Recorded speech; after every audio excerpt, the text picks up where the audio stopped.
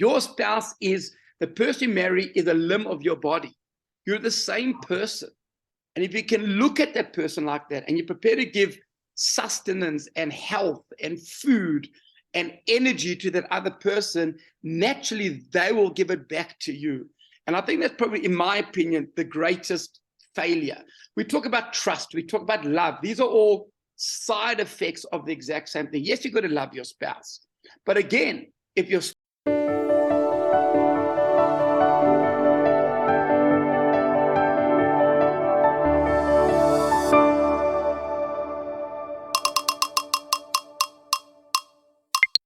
Hello, Rabbi. How are you doing?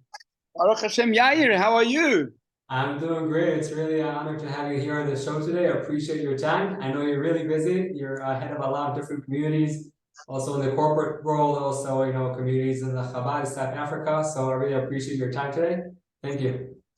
Thank you. Thank you for the opportunity. Always an honor and a privilege. For sure. So I want to dive, right into the subject today, because this subject is something that I hear about so much from my friends, from the media all over, and that's relationships that fail. And so many people go into relationships, which most of the people, but the divorce rate is crazy. And forget about divorce. There are some people that are married, so they're not divorced, but their relationship is a disaster. So okay, they're still married, but I'm not sure that part is good. So I would love to hear from you, what's the reason that so many relationships fail today? What happened? So it's an interesting one. So I think also what you need to just put into perspective for today is in the more modern times, in our older times, you take a look at our grandparents, for example, and we share grandparents. But if you look at the grandparents, or your great-grandparents, but if you think about the history of the past, people were always, it was an absolute taboo and a no-no to get divorced. So naturally, I think divorce rates would always be higher now than they were in the past because people were scared to not be part of a community if they got divorced. So, I mean, from a Torah point of view, if you're in an unhappy relationship and it cannot be solved and you cannot live together anymore, it's almost a mitzvah to get divorced. It actually is one of the mitzvot, funny enough. It's not a mitzvah we want everyone to keep, but there is a mitzvah to get divorced. So we're told it's the only mitzvah that if you do keep the mitzvah of divorce of a get, it's at one time that Hashem cries. HaKadosh Baruch Hu cries for you doing that mitzvah.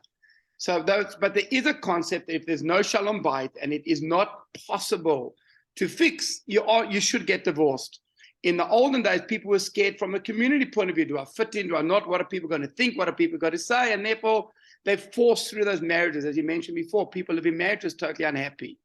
And it's an interesting topic. I spent a lot of time. I've been a Chabad rabbi in Johannesburg for close to 25 years. I spent a lot of time in the corporate world, doing a lot of community engagements, involved in some very big corporates in South Africa for many years. So I spent a lot of time and that's very much in the non-Jewish world. And I spent a lot of time in involvement and community engagement with people all the time. And what's interesting about a marriage, unlike a corporate relationship, and I think we very much talk about divorce and marriage mainly now, is that I think people look at marriage differently. We live in a modern society where people live their entire life saying, what can I get? What is in it for me? What are the pleasures that suit me? How much does it help me? And what we forget, we don't realize when we get married is what is marriage according from a Torah point of view? It's called kiddushin, lekadesh. It's a holy concept. It's not about two people getting together. Truth be told, a man and woman can be physically together and have sex. It's got nothing to do with marriage. You can live in relationships, which isn't a marriage concept, but a marriage is a commitment, which is not just about I'm committing to you and you committing to me. It's called kiddushin. It is called a holy concept of two souls coming together at one. And you need to understand, before a person is born in the heavenly worlds, when your neshama is still in the heavenly worlds, your soul is made up of two segments, a male and a female soul. When you come in the world, it separates into a male and female body. A marriage is that same neshama, that same soul coming together as a single person. So your person you marry is a soulmate. It is your actual self. Now, the truth is a problem with nowadays and in relationships in general, we forget that my husband or my wife is actually me. And we try to work out what can I get? What is in it for me? Well, am I enjoying it? Am I happy? Am I inspired? Are you helping me? And I always look, if you look at a body as whole, so I spend a lot of time doing exercise, and I try to, at least. I'm not as good as I wish I could be, but I've done a half Ironman. I do marathons, I run, I cycle, I swim, I do boxing twice a week. I try to do a bunch of different exercises. What's unique about exercise, and I believe your physical body represents everything about you in life, is that if you think about it, your brain is where your whole world takes place. But your brain doesn't say, if I look after myself only, I'll be fine. If you put your hand near a fire, your brain warns you it's hot, it makes you pull it away. If you feel you got an injury while you're running in your leg, your brain warns you, slow down. Because your brain understands in the relationship of your entire being, everything has to be healthy. Everything has to be doing well. Everything has to work. And we often see a marriage like, we don't see our husband or our wife as somebody who's part of us. And we see it as it's you and it's me. And if I'm not getting enough from you that I want, we walk away. It's not good. It's not working for me. If you live your life understanding that when you get your spouse, the person you choose to live with is not just another person, not another relationship like is in business or in the corporate world or somebody you meet in the corner. This is you. It's your same soul. And if we live our lives understanding, what can I give to the other person? How can I make the next limb of my body? It's part of your body. Your spouse, the person you marry is not another person anymore. It's you. It's kadosh, it's holy. Your soul's coming together as one. If you live your life understanding, if I'm bettering the other person, I will automatically be better. If that other person's healthy and happy, I will be healthy and happy. There's a whole different headspace in your marriage. And we live in a world where it's not that. We do fast foods, walk into a restaurant, I need food right now. Go to petrol, if you want to get petrol, gas, need it right now. If the modern generation wants to make millions of dollars right now, and we forget the concept of that if I can help somebody and my spouse, I'm not helping them and I'll make me feel good, I'm helping me. Your spouse is, the person you marry is a limb of your body. You're the same person. And if you can look at that person like that and you're prepared to give sustenance and health and food and energy to that other person, naturally they will give it back to you. And I think that's probably, in my opinion, the greatest failure. We talk about trust, we talk about love. These are all side effects of the exact same thing. Yes, you've got to love your spouse. But again, if your spouse is in a healthy, good place and you realize it's part of your body, you will love it. I love my arms, I love my legs, I love my head, I love every limb of my entire body. Why? Because it's part of me. And I think we've often missed that concept in the relationship, that the person who we live with, the person who we commit our lives to, aren't another person anymore. They are you. And if you see them that way, you'll fight harder, you'll care more, you'll drive it to the nth degree. Yes, it can fail. And yes, there's a mitzvah to get divorced if it does fail. But do we really drive that journey? Do we spend our time on the highway trying to make sure that it is a success?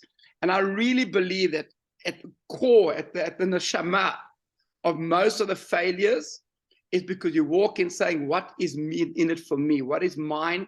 How do I make me happy? How do I make me full? How to make me want to shine? And you have to be happy, and you have to be full, and you have to have energy your entire life.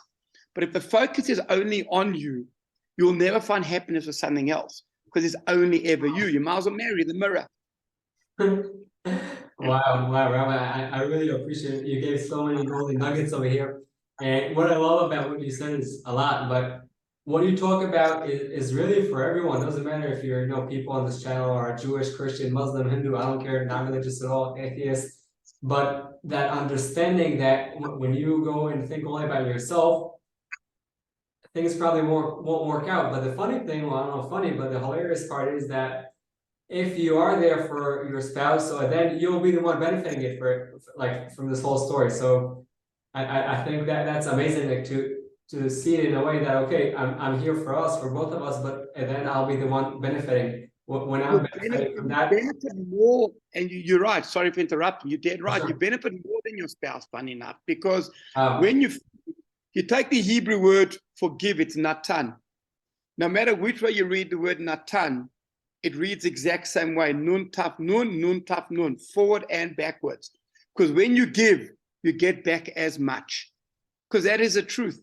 The world of giving is exactly that, is that you don't give only to change their life, and you shouldn't give to change yours, but the natural response of any form of giving is exactly that. I spend a lot of time in sales. So my position in the corporate world was always sales. We started one of the bigger fiber companies in South Africa, or at least in the main province that I live in, which went national thereafter. And it's interesting enough, I always said, like, I'm a rabbi, so I sell religion every day. If I can sell religion, I can sell anything, I believe. So I spend most of my business career is business development and sales. And how do you sell something? You don't sell your product to somebody else. You show what value it has to that person. When you give that person value and you show them that their lives will be better, their lives will grow, their lives will be improved, they'll want the product you're giving them. It's never about selling your product. It's about improving and changing somebody's life. And in the pure commercial business world, if I sell something, I'll make the profit I want, and I've changed their lives. If it's that basic in the business world, how much more so in your marriage? How much more so in your relationship? It's not a sale anymore. It's about how can I really better your life? And sales is a product that people buy products that change their lives, that they make them happier, make them better, make them improved. A relationship, if you can improve the person you love the most, imagine how much improvement you get to your life. Well, I have a question on that, because all what you're saying over here, we need to have work put into all this relationship story, because you're talking about giving value, you're talking about putting effort into the relationship. And as someone that stands in the head of the community, I'm sure you hear many relationship stories, and like you said, they all require work from one hand, but from the other hand, we live in a generation that doesn't want to work too much. Like you said, everything needs to be right here, right now, everything needs to be fast, and fast solutions. So what do you advise to people in your community, whether it's a community that you're ahead of or in business? Like what should they do in order to start the work and not give up after a few things don't work? Because whatever you said is beautiful, but it's try and error. So what do you advise people to do in a generation that work is not really a word that we want to use too much? So it's the truth is I do. I spend a lot of time talking to different people, and you talk about in this month alone, I'm officiating in 6 different marriages. So I spend a lot of time with people getting married. So there's a lot of smachot here. I do some divorces as well. As a rule of the divorce as a rabbi, by the end of the divorce, both the husband and the wife hate the rabbi. That's the rule. No matter what, obviously I'm doing that wrong, because at the end, I always say in a divorce, I'm there to help the children, not the husband and wife. That's my job. So they both dislike me at the end, at least often. But the truth be told, is an interesting one. So I always tell people when it comes down to these type of relationships is there's 2 type of ways of living your life. You do need instant gratification. Sometimes you just need the quick, the easy, and the fun. But there's nothing in life that doesn't take effort. And more important, there's nothing in life that doesn't take pain and hardship. If you think about the physical makeup of the world, when you walk forward, you push down on the ground to go forward. If you want to throw a ball, you pull your hand backwards and throw the ball forward. When a rocket or an airplane takes off, it gives a backwards thrust to go forward. The whole world is based on a backwards thrust, a challenge, a hardship. Nothing will ever go forward without some type of digging deep inside of yourself, or having a challenge or hard along the way. You will enjoy nothing in life that's given to you. Nothing. You will have instant gratification. You'll have a quick fix. You won't enjoy it. It won't change your life. The world is based, and the physical world is based on Yeridat Tzarich Aliyah. You need to go backwards, down to go up. You need a back movement to move forward. And the truth is, in business, is the same. You speak to any successful business. I spoke about it recently to a crowd. You look at Apple, you look at any big, but you look at Netflix, White Pages, Tesla, every one of them start off as nice big businesses. That every one of them, the CEOs either got fired or they went through the most terrible recessions. There's no real billion-dollar business around today that went like this the whole time. Just had up, up, up. They went as the business owners, they personally went through the worst times. Winston Churchill in school was told in school as a child that he was a semi-retarded child. They told him that he couldn't read, he was dyslexic. You look at his history, he had the most terrible personal history in education, in capability. Winston Churchill was the leader of the Western world that attacked Hitler. He stood up against everyone in the entire English Parliament when they said no. He said, out of morals, we've got to do what we need to do. One of the greatest leaders ever to live. Steve Jobs got fired from Apple. He came back a decade later and turned into what we have Apple today. Elon Musk, who's originally from South Africa, started Tesla. 5 years ago, his country was literally shutting down. But every one of them understood the challenge was the perfect opportunity for growth, the perfect opportunity to create the best. And I always tell the young people, is when you get married, you're going to have a honeymoon, it's going to be great. Physically, emotionally, it's going to be the best. But the ultimate moments that define your marriage are the challenges, because that one defines whether you really are. And you can either run away and say, what's my next quick fix? Or you can say, you know what? I'm greater than that. I can beat that. I can become a better, bigger person and a happier person because I faced the challenge. And if you live your whole life on instant gratification, nothing will work. Not your business, not your relationship, not in business relations, not your business itself, not your money making. Instant gratification in any realm of the entire world as a consistent the whole time, you'll always fail. But if you're prepared to face the challenge and go for it a bit, and my kids always tease me, I always say, you got to dig deep. That way, you find, where do you find gold, diamonds, minerals? They're all underground. Nothing's on the top. I come from Africa, all the minerals. You got to dig to find the greatest gems. And a relationship is no different. Wow, Rabbi, that's it's mind-boggling. It's like, it's a total change in the mindset that now, like, after you're saying this, so someone listening and is going through a challenge in his relationship or her relationship, okay, now this challenge is opportunity for growth. Like you said, all of the beauty is only after you dig deep inside. So when someone comes with that type of mindset, they could turn that challenge into I did a video before, like how you turn a challenge into a chance for growth and happiness in a stronger relationship. But there has to be someone over here on the video watching now and saying, Rabbi, that's really not what you're saying. I love it. The ideas are pretty cool. But I want to do the work. I really want to do the work. I really want to do the digging inside. But my partner, my wife, my husband, they don't want to do it. What do you tell someone in that situation? I promise you, there's someone right now listening and saying, there's first one in every relationship when it falls apart, and every relationship they always tell me that the guy says, I'm doing my best, she's not interested. She always says, I'm doing my best, he's not interested. It's not someone. I'm going to tell you, there's everyone.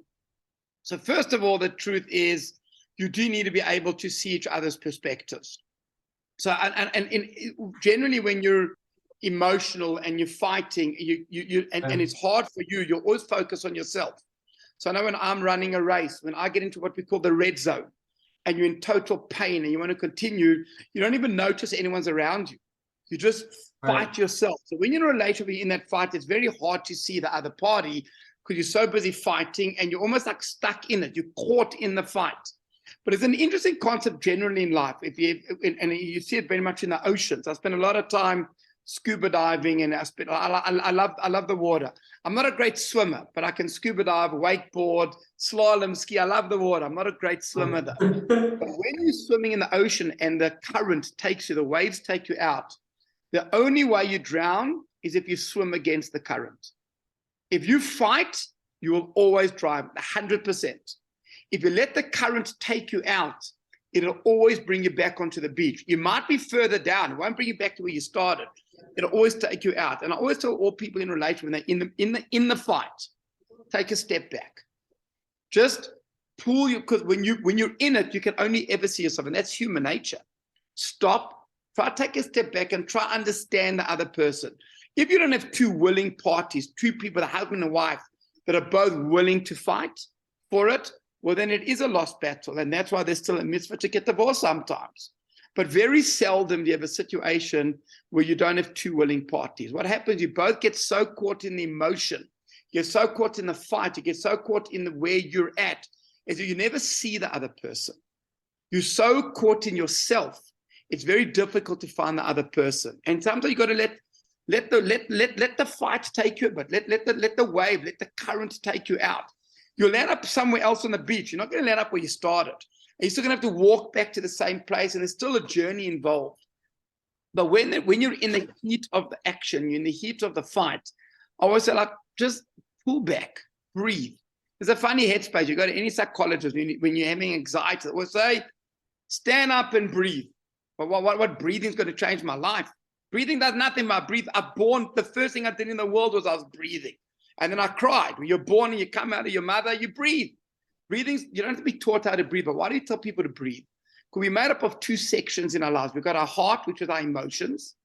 We have our intellect, which is where our brain lives. When you breathe, when you live, your heart pumps blood. Your blood represents your entire physical, emotional world. If I cut the blood off to my finger dies. Wherever you don't have blood flow, that body limb dies. So that blood creates your life, your physical enjoyment of the world. But the blood gets pumped through your brain to the entire body. And I can choose when the blood hits my brain, how am I going to do? Am I going to make it a positive energy or a negative one? I'm going to get caught inside of myself. Am I going to look for space for somebody else? And always, why does that college say stand up and breathe? Because when you stand up and breathe, you stop getting caught in the emotion and you start trying to get a wider perspective. And I tell that to a lot of people, like, stop and breathe, not because the breathing changes you, but because you think about yourself. I'm going to take the blood and the blood goes to every part of your whole body. I'm going to put my head on top of my heart. I live in Africa. We have every wild animal in the world. Lions, elephants. What's it between a human and an animal? I love animals. I go to see the wildergeis consistently through the year. It's my happiest place in the world. What's the difference between a human being and an animal? An animal's head and heart is always on the same level. You can't teach a lion, say, I've got high cholesterol, you go eat vegetables today. He'll always eat meat. You can train a cat to walk on two legs carrying coffee. You can train him. But when he sees a mouse, he's going to drop it all and run. He can never change his instinct. A human being we've made upright. Our head is above our heart. We don't have to follow our emotions. We've got the capability to take control of who we are. We're an incredible species. We've got the most amazing capabilities. But too often we become animals. This is what I feel like, this is what I want. And we forget that we can breathe and let our heads control our hearts.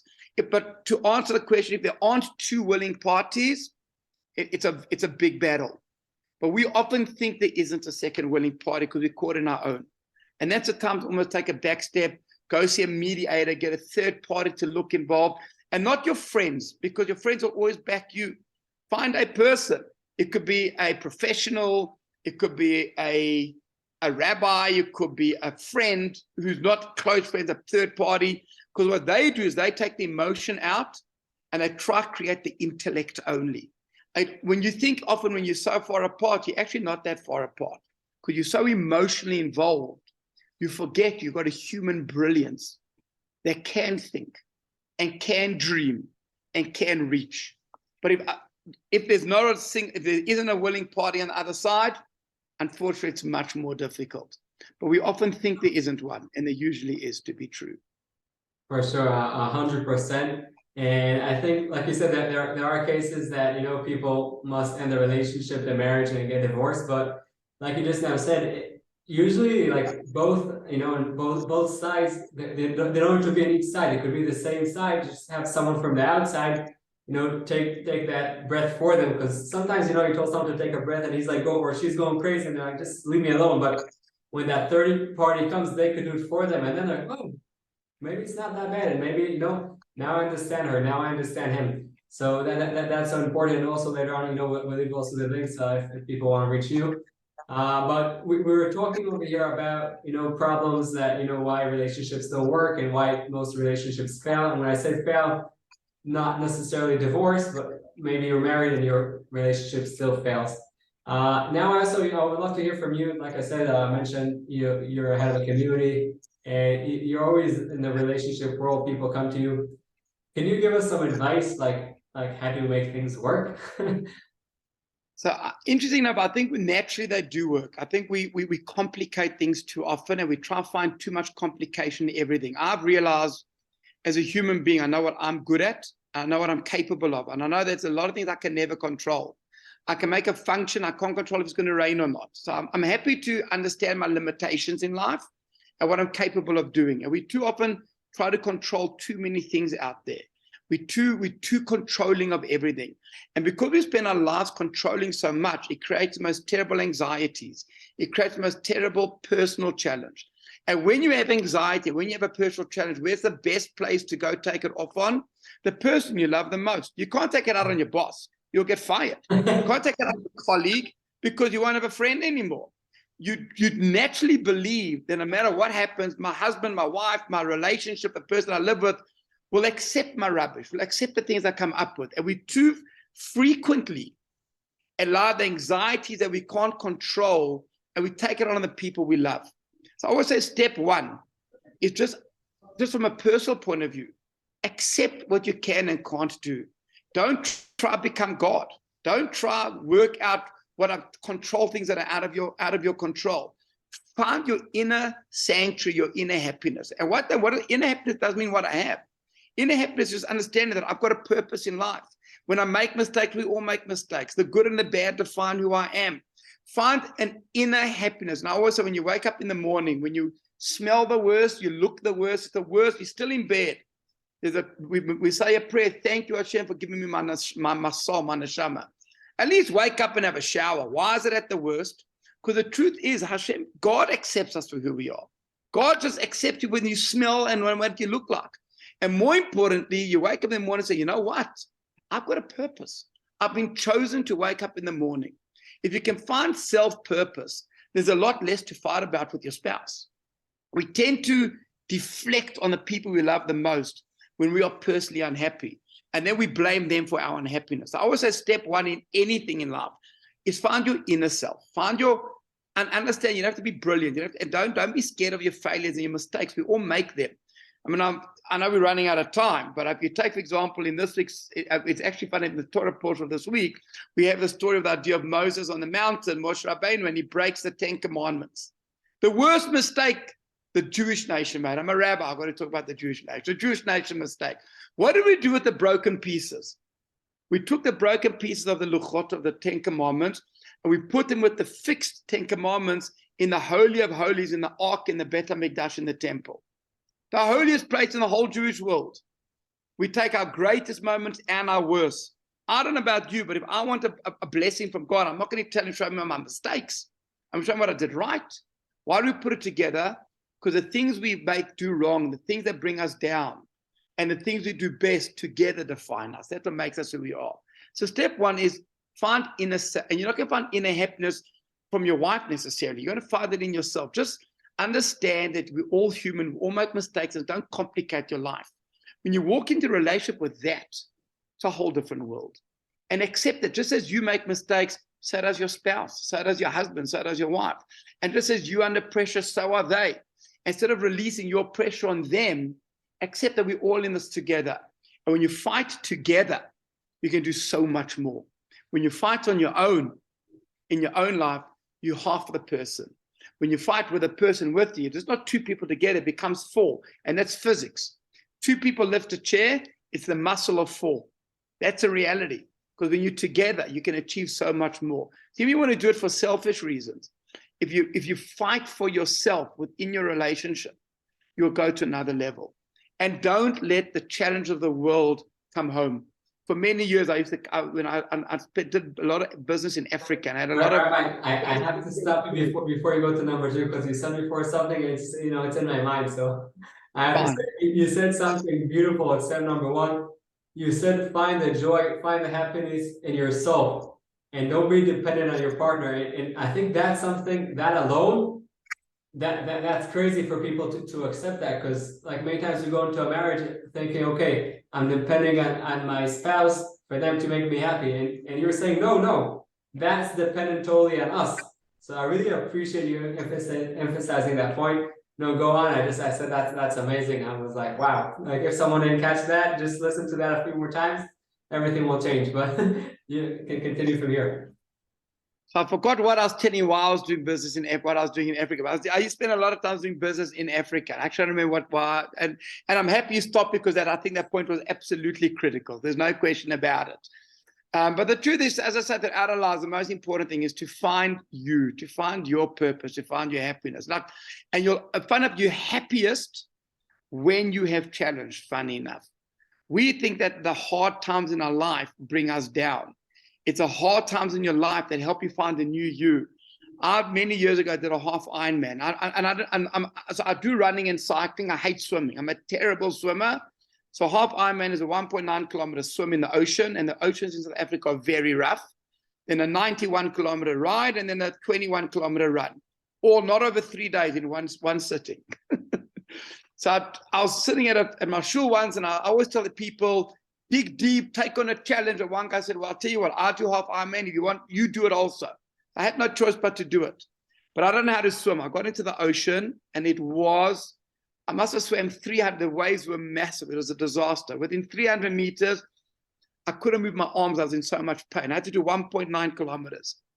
I remember swimming, and eventually I did backstroke, and then this stroke, and the way it works, every 2-3 minutes, another group goes behind you. The groups were swimming over me. I promise you I was drowning. And eventually, but I knew I wasn't going to give up. At one point, I started davening. I started praying that a shark will come and bite me, because there's plenty of sharks in South African waters. So if a shark bit me, then that means I didn't give up. It wasn't my fault. Eventually, I got out of the water with 5 minutes to spare. I then rode the ride, and I did the run. And I always say, the Eitan Asher got in the water, and the person who took off his sneakers later that afternoon when he finished are two different people. I've never met that same person again who got in the water. You know why? Because I took myself through a challenge and I overcame it. Your hardships in life are not there to break you. They're there to make you find a new you. You come out a better person. You come out a new person. You can reinvent yourself every day. So your challenge can break you, or it can reinvent you. And if you do come home with that I've got my challenge, you'll be okay. And I was saying about time in Africa, I've just remembered why. So I went through terrible times, and I've traveled most of Africa doing business, but in Africa, they don't pay you well. So I used to come home often, like in terrible, terrible, terrible pressure, and financial pressure. It was quite challenging. I used to drive into my house and sit in my car for 2 minutes and leave my office in the car, and then come home as a husband and a father. Wow. And I didn't always get it right, but I used to, and it's not that the 2 minutes made a difference, but I walked in with my head on top of my heart saying, I can come in with all the anger, pressure, and emotion and take it out of my wife and children. Or I can understand I live for my wife and children. My business is a purpose for my wife and children. Why let that destroy my wife and children? So you just like try intellectually leave it in my car. I don't always get it right, and come in for what I live for, which is my wife and children. Wow, beautiful. That's so beautiful. Like you just, you finish with that, saying that you actually, the business is for them. Of course, it's also for your, personal growth and all that, but it's mainly for you, for them, for the family. And talking about that, I want to, ask one more question, because I know we're towards the end. Today, many people talk about, investing in ourselves. This whole channel is about investing in ourselves.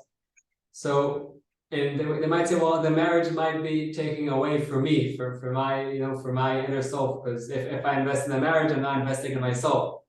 What do you answer, those people? So I started off this whole conversation saying, when you get married, the same soul gets connected again under the chuppah. Right. If you prepare to look at your spouse as yourself, you'll invest in it. If you think you are only you, then you're right. There is only, but again, when you go to business world and you sit in a boardroom and someone says something you don't like, you'll kick them out as well. You'll never find a team around you to create total growth. Growth comes when you understand the value of people around you. The value of the person, your spouse, is that it's not another person anymore. It's you. She is you. He is you. It's the same soul coming back together. And if you see the people, your loved ones, as you are investing in yourself. I invest in my legs when I run. I invest in my arms when I do weights. I invest in my head when I think. That's all me. And if you see your family as you, you're not investing in other people anymore. You're still investing in you. And the problem is we live in a world where it's all about me only. It's my. If you see the loved ones around you as the me, well, then you are investing in you anyway. And if you don't, maybe you are the problem. Maybe you understand that maybe I'm too caught in me, And by the time you realize that the value of true happiness and true love with the family around you, it's often too late. And if I really say, like, again, I'm going to keep mentioning it, there is time for breakup. There is, and the Torah has it as a mitzvah. It's a commandment in the Torah. And if there's no happiness in the home, you should get divorced. But that really means that there's no happiness. That means that you've invested and you've truly invested and you're all the way. And I just think we give up too quickly in everything at the moment. We all think we're Elon Musk and Steve Jobs. I came with an idea, I'll be a billionaire and buy a yacht and a plane. Truth be told, that's not how it works. There's the 0.0000001% people become that. We all think we're the minimum. We're all regular people. If you put in the effort, you'll get the reward. If you don't try to complicate your life, life will have less anxiety. If you don't try to control everything, you have less to worry about. If you can live your life that way and understand that you have purpose every day of your life, find out the other stuff becomes a lot easier. And we try to control too much. And when we control too much, we try to own too much. And, you know, there's a funny thing, and again, you know, you catch a monkey in the wild. There's a funny concept how you catch a monkey. So you can either shoot it, but it's obviously you want to catch a monkey alive. You make a hole in a tree and you fill the hole with nuts. The monkey puts his hand in the hole and he grabs all the nuts. Now his hand is too big to come out of the hole. He'll never leave go of any of the nuts to take his hand out because he wants everything. And he'll stay there for days until you come back and fetch the monkey. And the truth is we do that often too much as well. Instead of taking a bit at a time and living a life slower and growing, we often get stuck in the tree like the monkey trying to hold on too many things. And if you simplify your being, I'm not saying don't have a drive, don't dream, don't be successful. I'm not saying any of that. I'm not saying don't make big business and do it all, but just breathe your way through it. And when you appreciate that your wife and your husband is you, not somebody else, you're bettering yourself by having a better relationship with them. Wow, that's so amazing. Like this whole interview, I was like, wow, there's so much to learn over here. And whoever's watching, really to get the most out of this, I recommend to really take a pen and paper or a tablet, whatever, and think, each person in their life and their relationship, from what the rabbi said really helped you, and there's so much over there, and implement it into your life. Now, not too much because then you won't do anything. But what's a small step you could do and take that improvement to make your relationship better. And Rabbi, I really appreciate your time and all the amazing value that you gave over here. Thank you very, very much. Thank you so much for the opportunity and the privilege, Yari, and keep doing the amazing work that you're doing. Thank you so much. Sure. Thank you. I hope you enjoyed the video and you got some tools to overcome your challenges and light your path. For us to help other people, please press that thumbs up and subscribe to the channel. And don't forget that the most amazing things in life are the one you take for granted.